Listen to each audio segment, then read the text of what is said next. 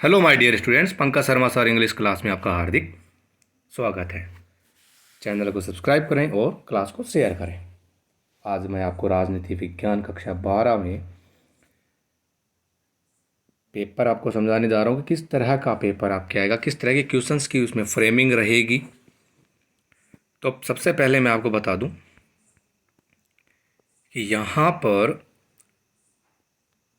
शीत युद्ध का जो लेसन है आपके, वो 6 अंक का रहेगा। दो दुर्व्यता कांत है, वो भी 6 नंबर का रहेगा। समकालीन विश्व में अमेरिकी वर्चस्व है, वो 4 नंबर का रहेगा। तो ये आपके सामने है कि आपके कौन सा लेसन कितने नंबर का रहने वाला है। फिर नेक्स्ट मैं आपको बताना चाहूँगा कि इन चीज़ों को भी आप विशेष ध्यान से देखें। जैसे कि शीत युद्ध का दौर जो है, उसमें से एक वस्तुनिष्ठ आएगा 1 नंबर का। यानी शीत युद्ध के दौर में से 2 वस्तुनिष्ठ आएंगे। एक तो जो कि आपको ये दिखाई दे रहा होगा, ठीक है, और दूसरा वस्तुनिष्ठ ये रहा। एक आएगा निबंधात्मक और एक दूसरा भी निबंधात्मक आएगा। इस तरह से ये 6 नंबर का लेसन हो जाता है। तो इसको भी आप थोड़ा ध्यान से देखेंगे ताकि आपको तैयारी करने में बड़ी आसानी रहे। अब इसके बाद ठीक है, बाकी को आप खुद समझ लेना, चैनल को सब्सक्राइब कर देना।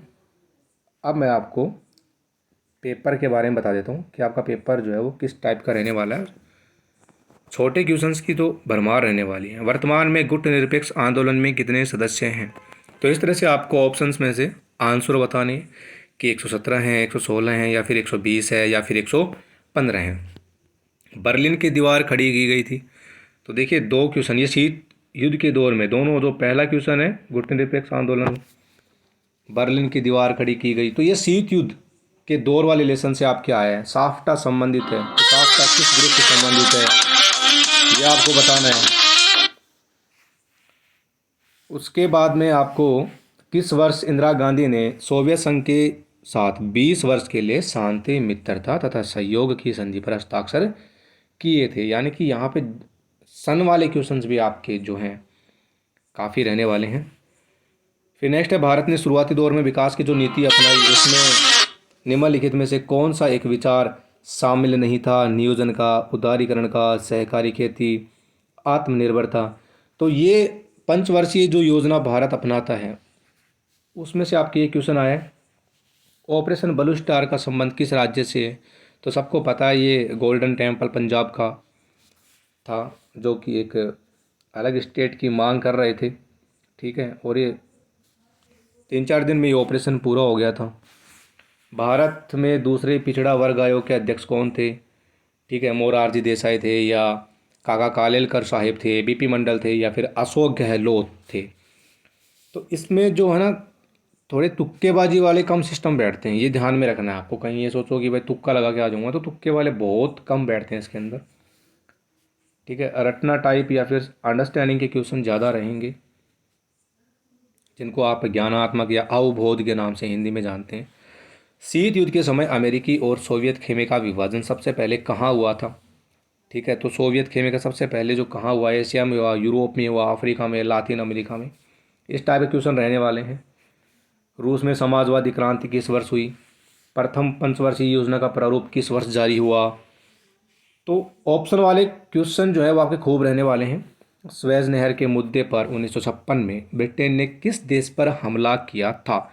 लोक दल के संस्थापक कौन थे? यानी यहाँ पर पार्टियों के संस्थापक के क्वेश्चन भी आपसे जरूर पूछे जाएंगे। लीग ऑफ नेशंस के उत्तराधिकारी के रूप में खालिस्तान की स्थापना हुई। रिक्त स्थान भी आ रहे हैं। तो भारत ने यानी कि कब किया था? 93 में, 95 में कब किया था पहला परमाणु परीक्षण? सबको याद होगा ना, अटल बिहारी वाजपेयी जी के सरकार के दौरान ये सब हुआ था, पोखरण के अंदर। 1957 में राज्य में भारतीय कम्युनिस्ट पार्टी की अगुवाई में एक गठबंधन सरकार बनी। यानी उसका नाम बताना है कि गठबंधन सरकार किस तरह की बनी। नॉर्वे के संयुक्त राष्ट्र संघ के पहले महासचिव कौन बने थे, उनका नाम लिखना है। तो यहाँ पर तुक्केबाजी नहीं, आपको ढंग से याद करके जाना होगा अच्छी तरह से। आपकी जो प्रिपरेशन है वो बहुत अच्छी होनी चाहिए। मुकदमे में सर्वोच्च न्यायालय ने फैसला सुनाया था कि संविधान एक बुनियादी ढांचा है। तो यहाँ पर आपको बताना था कि वो कौन सा था। वो एक जो मुस्लिम लेडी का था ना, जिसमें वो शायद डिवोर्स वगैरह कुछ चाहती है, इस ठीक है, उसमें से था। वह किस वर्ष में बाम सेफ का गठन हुआ था? शॉक थेरेपी का शाब्दिक अर्थ क्या है? किन देशों को दूसरी दुनिया के देश कहा जाता है? तो इस तरह के क्वेश्चन आपके रहने वाले हैं, यानी कि आप तुक्का नहीं लगा सकते, पढ़ना पड़ेगा। स्वतंत्र राज्य के राष्ट्रकुल में कौन से देश शामिल थे? तो मैं आपको बता दूं, ये राष्ट्रकुल वाला जो है ना, ये 2014 में भी आया था जब मैं 12th में था। हेरगिवनी शब्द का अर्थ क्या है? ऑपरेशन इराकी फ्रीडम क्या था? ऑपरेशन इराकी फ्रीडम जो सद्दाम हुसैन के वक्त हुआ था। क्योटो प्रोटोकॉल का लक्ष्य क्या था? ठीक है, जो जापान के अंदर जो प्रोटोकॉल हुआ था कंट्रीज के बीच में। विश्व की साझी संपदा का आकार घटने के दो कारण बताइए। विश्व सामाजिक मंच के कार्यकर्ता किसका विरोध करते हैं, इसके बारे में आपको बताना है। तो बात क्लियर है कि याद करने पड़ेंगे आपको। ताड़ी विरोधी आंदोलन का नारा क्या था? आर्थिक वैश्वीकरण का एक लाभ लिखिए। ठीक है, तो आर्थिक वैश्वीकरण का मतलब ये हो जाता है कि उसकी जो एक एडवांटेज है कि भाई इससे है ना लोगों को दूसरे देशों के जो प्रोडक्ट्स होते हैं वो मिल रहे हैं, यानी एक अच्छी आमदनी लोगों को मिल जाती है, यहाँ पर रोजगार मिल जाता है। इस तरह का एक आर्थिक वैश्वीकरण का लाभ लिखना था। तो ये 10th में भी पूछे गए थे 3 लाभ आर्थिक वैश्वीकरण के। दलित पैंथर ने कौन से मुद्दे उठाए? तो इस तरह के क्वेश्चंस आपके रहने वाले हैं।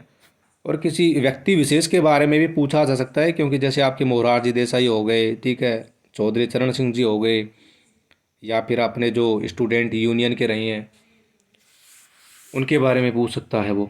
भारत और पाकिस्तान के मध्य विवाद के कोई 2 मुद्दे बताओ।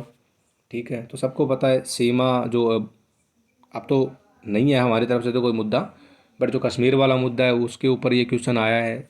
जल विवाद भी हमारे यहाँ बना हुआ था इनके साथ में। भारत की सुरक्षा रणनीति के कोई 2 घटक बताओ। मूलवासी से आप क्या समझते हैं? मूलवासी मतलब क्या होता है? जो इंडिजीनियस पीपल होते हैं ना वो वहीं पर रहते हैं, यानी वो उसी ज़मीन पर रहते हैं। जैसे भारत के लोग मूलवासी हैं भारत के, क्योंकि उन्होंने यहीं पर जन्म लिया है। तो इट मीन्स मूलवासी ये हो गया।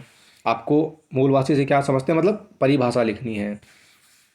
वैश्वीकरण में प्रौद्योगिकी का क्या योगदान है? प्रौद्योगिकी का क्या योगदान है, 2 नंबर का क्वेश्चन है।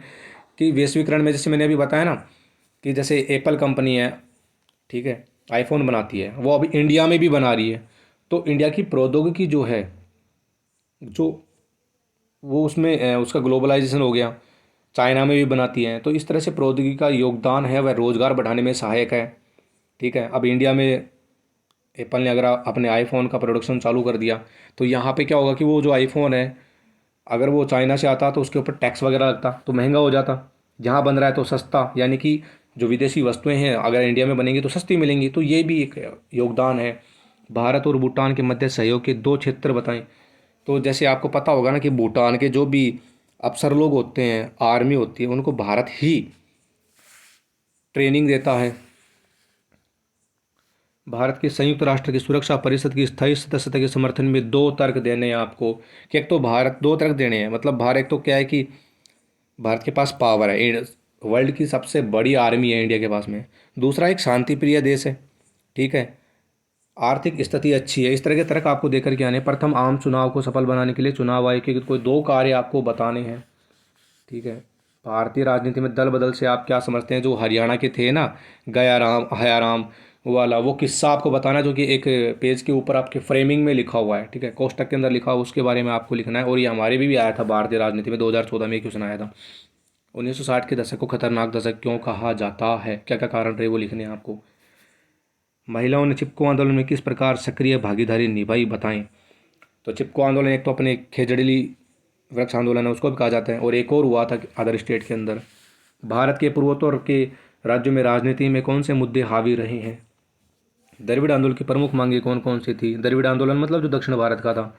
भारत में निजी क्षेत्र बनाम सार्वजनिक क्षेत्र मध्य मार्ग अपनाया गया। इस कथन पर आपको विचार व्यक्त करनी है। आपके दीर्घ उत्तरीय आगे 3 नंबर की 100 शब्दों में आपको आंसर देना है। ठीक है, मंडल आयोग की प्रमुख सिफारिशें। फिर ये देखो शीत युद्ध का अर्थ, दायरे एवं भारत में इसकी क्या भूमिका रही उसके बारे में लिखना है। तो बड़ा क्वेश्चन आएगा शीत युद्ध के अंदर से, छोटे भी आएंगे और बड़े भी आएंगे। ठीक है, 6 नंबर का लेसन है वो। गुट निरपेक्षता का अर्थ बताओ। ये गुट निरपेक्षता का तो जरूर आएगा, या तो शीत युद्ध का या गुट निरपेक्षता का एक बड़ा क्वेश्चन आपसे जरूर पूछा जाएगा इस बार। क्षेत्रीय संगठनों को बनाने का उद्देश्य क्या है? आसियान संगठन की स्थापना। आसियान संगठन की स्थापना कब हुई ये भी पूछा जा सकता है। ठीक है, उसके विज़न 2020, ठीक है 2020 की जो मुख्य बातें वो बतानी है। वैकल्पिक शक्ति केंद्र के रूप में जापान प्रभावकारी है, तथ्यों के माध्यम से आपको स्पष्ट करना है। भारत विभाजन के परिणामों पर लेख लिखिए। तो इस तरह के क्वेश्चंस आपके रहने वाले हैं। चैनल को सब्सक्राइब कीजिएगा और क्लास को शेयर कर दीजिएगा। Thanks for watching.